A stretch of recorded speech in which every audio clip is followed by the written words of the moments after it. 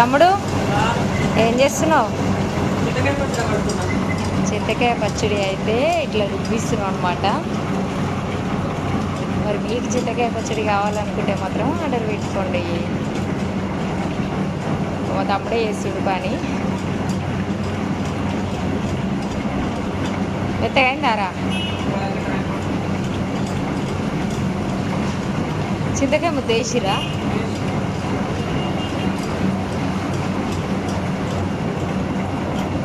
ఇదైతే కాలుతుందా?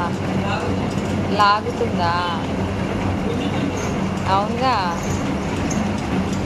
స్పీడ్గా తిరుగుతుంది ఆ మోత్కూరులోనే. ఇదైతే ఇట్లా రుబ్బిస్తుంది.